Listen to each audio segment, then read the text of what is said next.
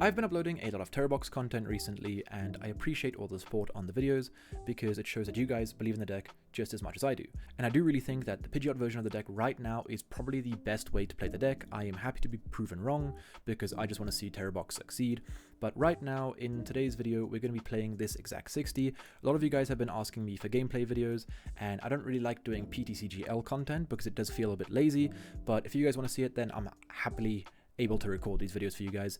In today's video, we played 2 games, and we played against Marnie's Grimmsnarl and a Gardevoir. One of the games was a bit shorter than the other, but you guys will see that now. If you guys want to skip to the games, you can head to this timestamp now, and if you want to skip to the end of the video where I discuss the games, I do recommend watching the games first though, then skip to this timestamp. But we're going to be playing the exact 60 that I've been showcasing on the channel on yesterday's video, and I do think that this list is really solid. People have been suggesting a second Waterpon, and I do agree. However, I'm uncertain what to cut for it. Someone said the Judge. However, I do really like the Judge, as it is our only form of disruption. I am also considering changing the Judge into Iono. The one thing I probably would cut right now would be the Ursaluna, as a lot of the games actually finish with me utilizing the Dusknoir and the Briar combo with Terapagos. So Ursaluna honestly might not be the most useful inclusion in this deck. However, Tera Box always loves Ursaluna, and you'll say like, oh, but in Raging Bolt it's a great way to clean out the game. But it's like, do we really ever need Ursaluna to close out the game when we have Dusknoir plus Briar and being able to take 4 prizes in 1 turn? I don't really think so. But yeah, so without further ado, let us hop into the games. And I'm going to insert a PowerPoint transition because CapCut has yet to give me back my actual transition. So enjoy this shattering screen. Alright, hopping into the first game. Not a terrible start. Alright, he's hitting second, so we can pop first, and we are versing Marnie's Grimmsnarl. Alright, what do we think of here? We've got a decent hand, I'm not gonna lie. I think let's pop this guy first. Let's get ourselves the Water Ogerpon. And I'm kind of happy to Ultra Ball, and then let's get rid of the Crispin, yeah. I think we're gonna pop Jacq next turn anyway. Oh damn, we prized. Yeah, I'm happy we didn't get rid of the Hoothoot, because we prized the other Hoothoot. Okay, how many of the little dudes do we have? Okay, we have all our little Pokemon boys. Both Terapagos. We have the other Crispin. Energy-wise, we prized Grass. No, we didn't. Grass is on our hand. Alright. Fan Call. I think, honestly, on the Fan Call, we can grab ourselves the Pidgey, the Noctowl, and just the second Hoothoot. We have the A-Spec in the deck, we know that. And then this next turn, we have the Jacq for the Pidgeot. Pidgeot for energy, Noctowl for crystal, and then we can get Torrential Pump online. But we gotta see what Bro cooks up over here, because I mean he could just grab Secret Box and grab the Shaman straight up, and then we have to kind of play a little bit slower. Yeah, there's a Secret Box and a Devo, so he's probably gonna grab the Artisan and Poffin and stuff like that, and probably go for like I'm pretty sure they play TM Evo. He might go for a TM Evo play, or he might Badoo. I'm hoping he doesn't Badoo, but it's honestly not the end of the world, because we do have the Jacq for the both the Evos, so we can just manually evolve and we can just sob for a turn into the Badoo, and then we can go from there. So we see the Poffin for the Do, so we're probably getting Dude here, and there's the Artisan for the Shaman. Alright, so he's had a good turn here. He probably has the energy to retreat. Yeah, he grabbed the Rescue Board off of the Secret Box, so can we see what he grabbed off of the Secret Box? I'm pretty sure he also grabbed a Research.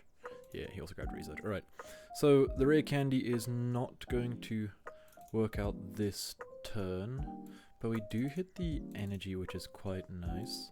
We can also now go Artisan for our baby Bomb. And we know that he has, what's that guy?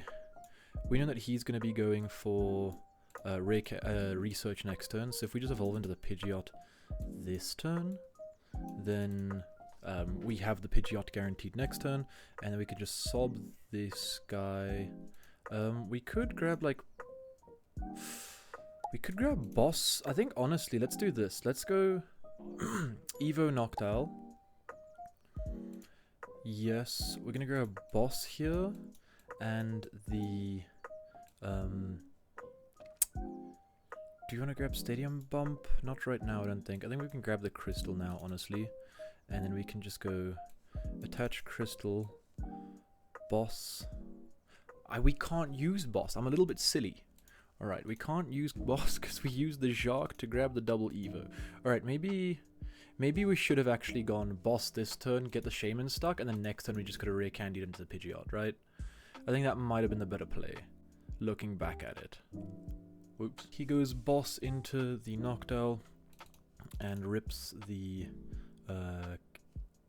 well, now we get Pidgeot, so now I'm kinda down to just grab an energy on the Noctowl, or let's grab an energy on the Noctowl, and then let's retreat into our Goober. Let's gust up the Shaman. We know he has Research in hand, and then let's just sob the Shaman. I kind of like this. I think it's fine.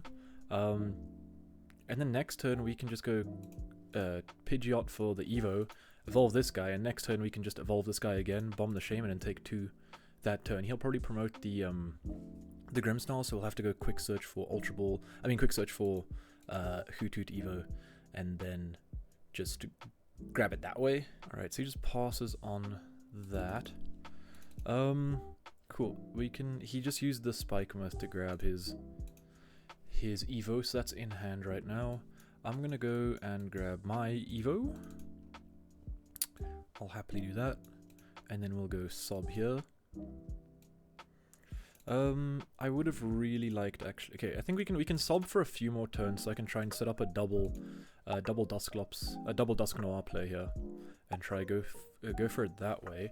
Because I do want to try and have a Terapagos set up, so when he does go attack with Grimmsnarl, we can take 2 like that, and then we just have to find one more prize card somewhere along the line. We can always just keep this Shaman stuck here, right? Like, we can quite literally just keep him stuck. And there's not much he can do about it, unless he just lets it die. And then we can just gust around it and get other things stuck. Alright, so now... Alright, so there's a Frostlass, cool. So now this is another target for Sob. And now he has Monkey Dory. He's probably going to start healing off of the Shaman. I don't mind him healing off of the Shaman, because we can also just let it die whenever with the Dusknoir. And then after the Dusknoir, whatever he brings up, we can then just gust around it, right? So he is healing off the Shaman, so he wants to probably go for a Devo play. This is Evo'd through the Pidgeotto, though, which is quite nice. And since we do have access, we can actually kill... Hold up, we actually have a pretty decent turn this turn. We can go for the... Because, yeah, okay, wait, hold up. Let's do this, okay. Let's go... we can pop this so it dies, which is what we want.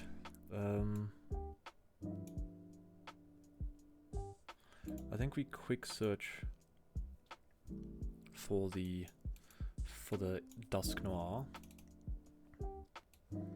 We can pop this, and then we can go Coast Blast the Shaman. We'll take a prize card, he'll take a prize card. And now, what does he promote here? He probably promotes a Grimmsnarl, right? We have Gust, so it doesn't really matter. He does, okay, cool. So, now what we can do is just go grab the Noctowl, and we'll grab ourselves the Stadium plus the... Ooh, we prize the Rod. Okay, that kind of does suck. But we'll grab the Night Stretcher as well.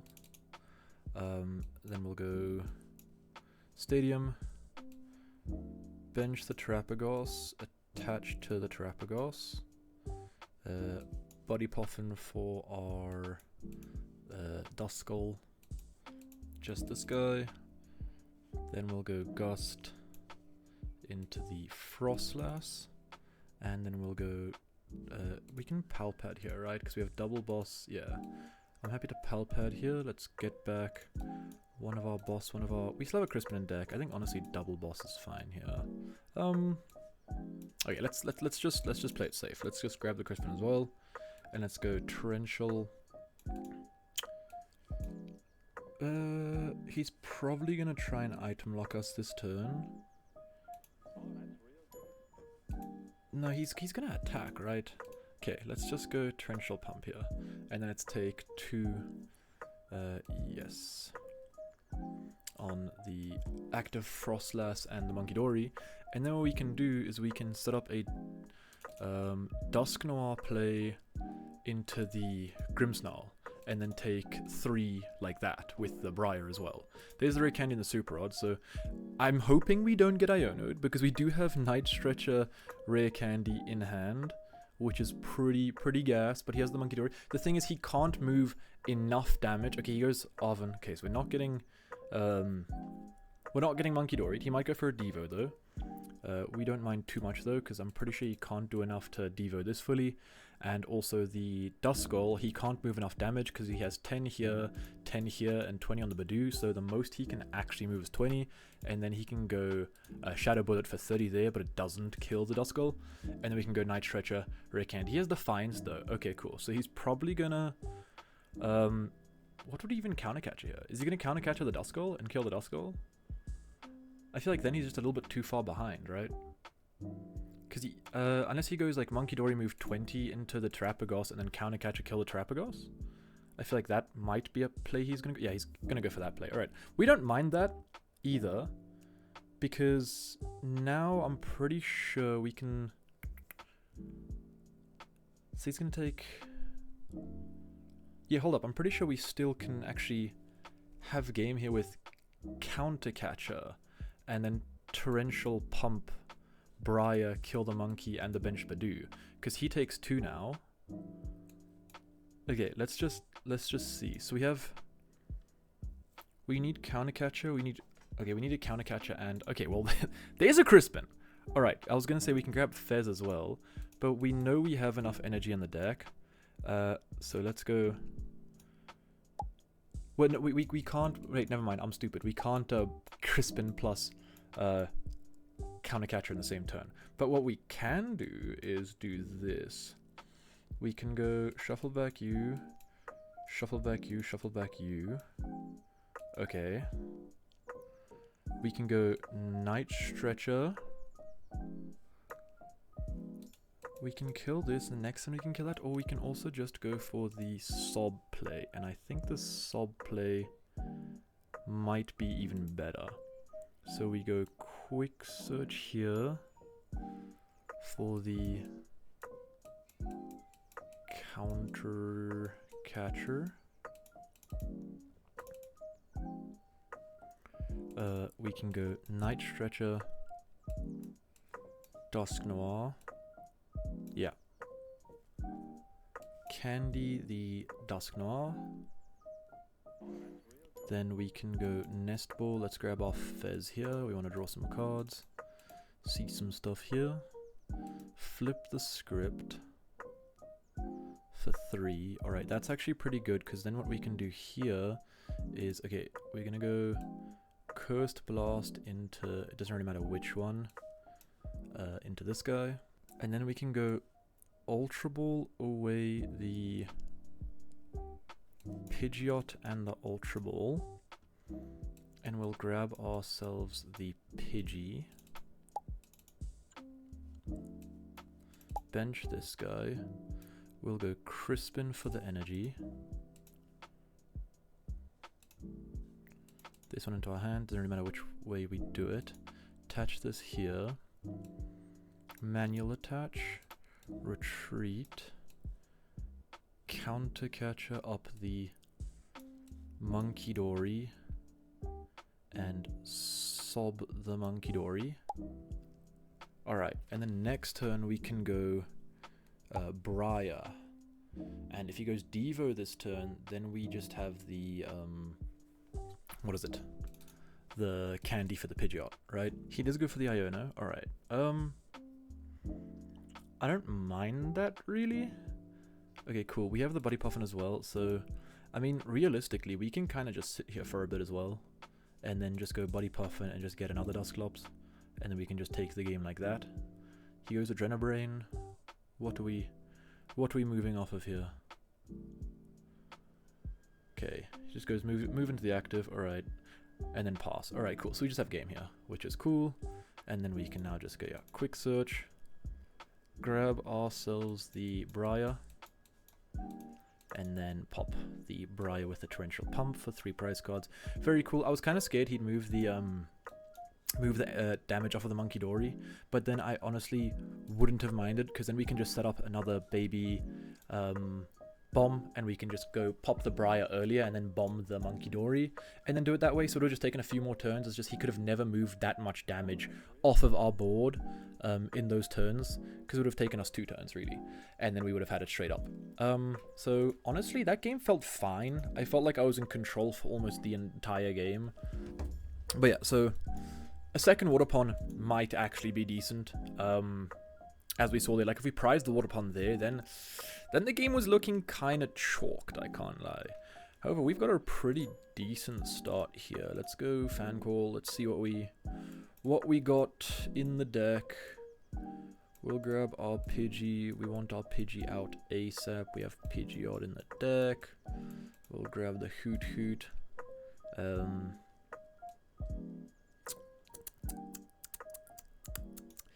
And I think we'll just grab the... Hold up. Then we'll grab the Ditto here. And then we can go Jacq next turn for the Noctowl plus Pidgeot. And then we'll Nest Ball for a Latias. And then we'll get Ditto in play, Pidgey in play, Hoothoot in play, Free Retreat into the Ditto, Transformative Start, get ourselves the Waterpon, and then we'll just attach and Crystal, and then I'm down to pass here. Yeah, seems good. And the next turn we just have Jacq for Noctowl and Pidgeot, and then we can just go, unless he goes Iona, but it's fine. Our hand like wasn't insane, and we have lots of outs to the Noctowl in the deck because we didn't grab any of them. And there's an out which is Brock Scouting, and he goes Bravery Charm here. If he has nothing, she has nothing. All right. Is there a way we can win the game this turn? I don't think so, because we attached the crystal to the active.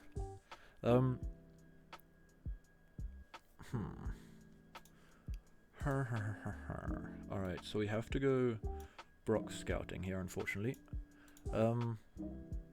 We can get the Pidgeot set up this turn, though, because we can just go Ultra Ball Candy, right?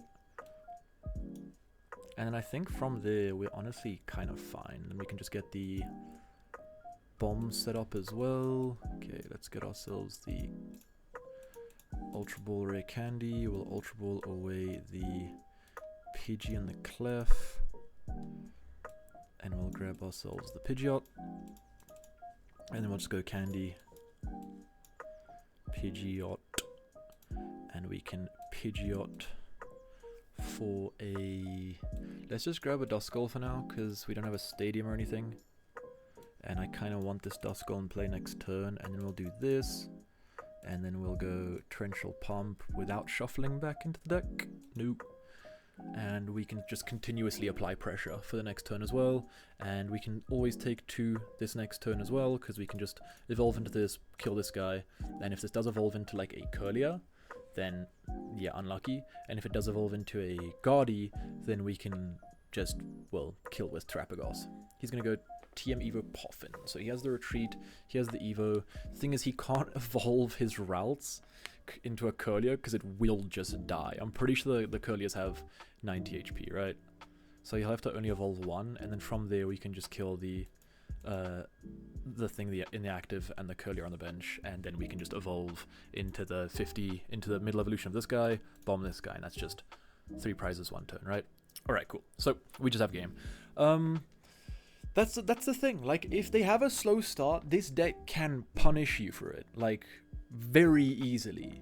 It's not difficult for us to punish. Like, oh, we just poked 100 there, keep the energy on. Like, if we didn't keep the energy on, then we lose the game, right? Well, not lose the game, it's just difficult for us to do it again. But that's a mistake that I see a lot of people do, is shuffling the energy back whenever you use Torrential Pump. Like, you don't have to shuffle the energy back, right?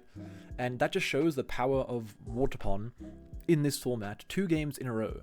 Like, turn 2 in the Guardy matchup, we had triple prize lined up. And even if he did have a Shaman on the bench, we wouldn't have minded just taking 2 that turn either, right? We could have killed the Curlier as well, and just left the single Curlier in play, and still had energy on play with the Wellspring Ogerpon. And another thing, if you didn't use the Iono there, like we had, again, turn 2 Pidgeot very, very often with this deck. So yeah, after those 2 games, you guys can see that this deck is still incredibly strong in this format, and Pidgeot just gives you so much leeway to how you play the deck. I'm sure I made a few misplays. I'm sorry, I'm tired. It is early. But yeah, so we can see that this deck is still really good. Something that we could change would be the Judge for a second Ogerpon.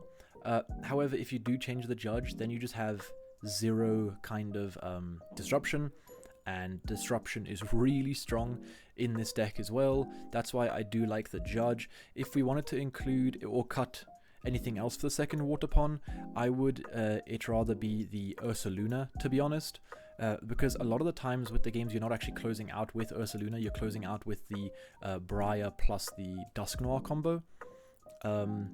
And I guess the last cut that I could kind of see would be the Brock Scouting.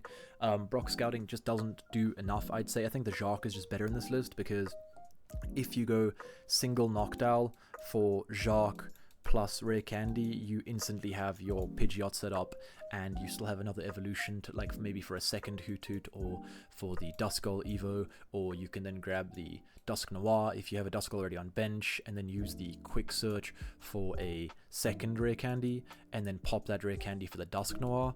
It does require you to have the Pidgey and the Duskull on bench turn 1.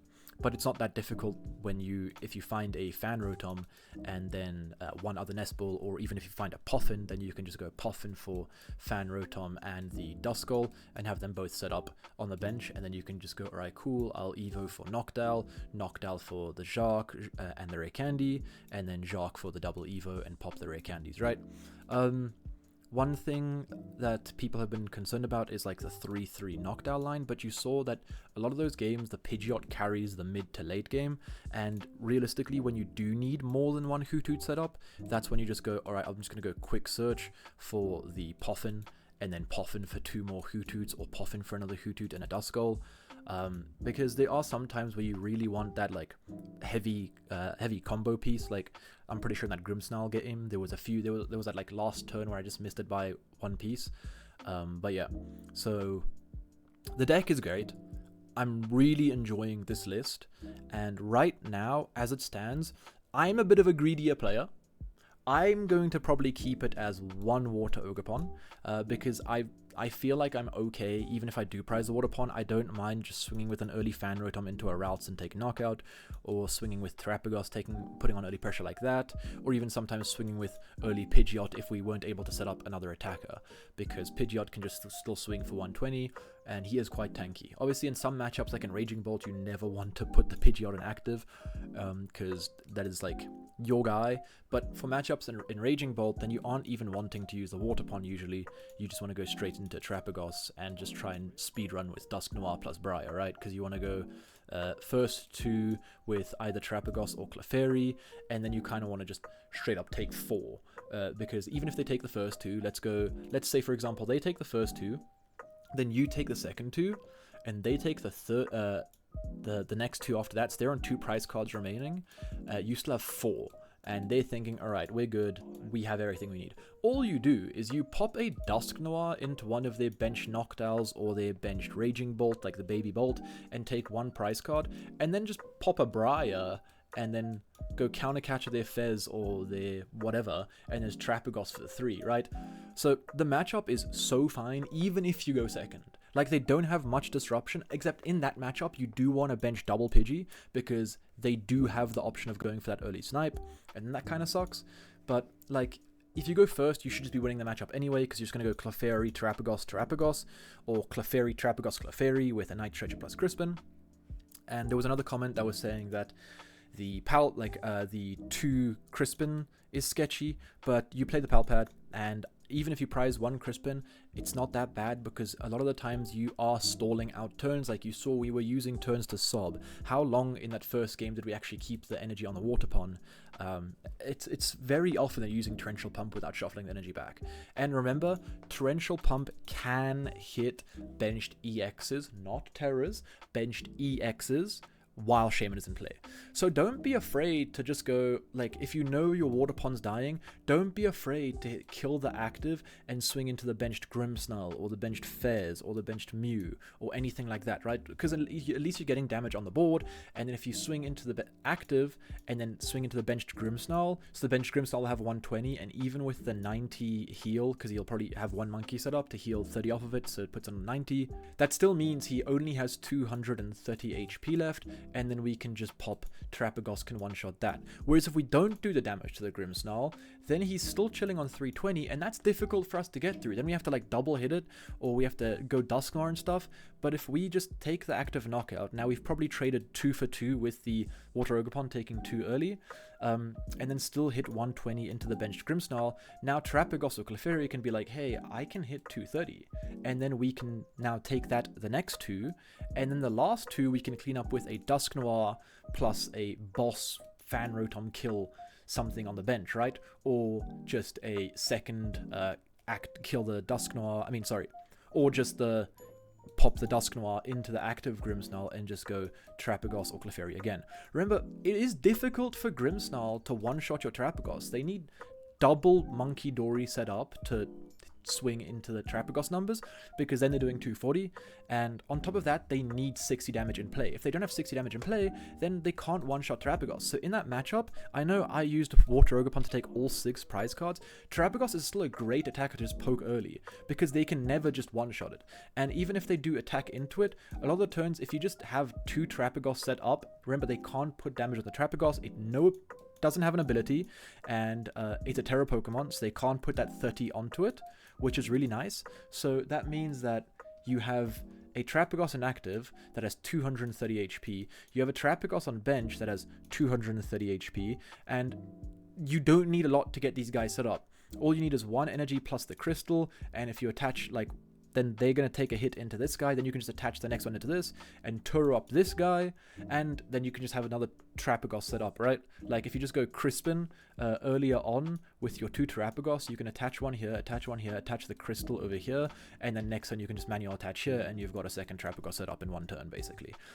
So, like I said, things that you can consider cutting would be the Brock Scouting, the Judge. Wouldn't recommend cutting the Judge. The Ursaluna doesn't feel as good as it could be, or if you want to be really sketchy, then I'd cut maybe one of the Rare Candies, right? But the deck feels great, and I'm gonna finish off my yap here. So also, why do I play Grass instead of Lightning? Because of the Vencia might come up and maybe I'll have Lightning. You are entirely correct. However, I like green more than yellow. Peace.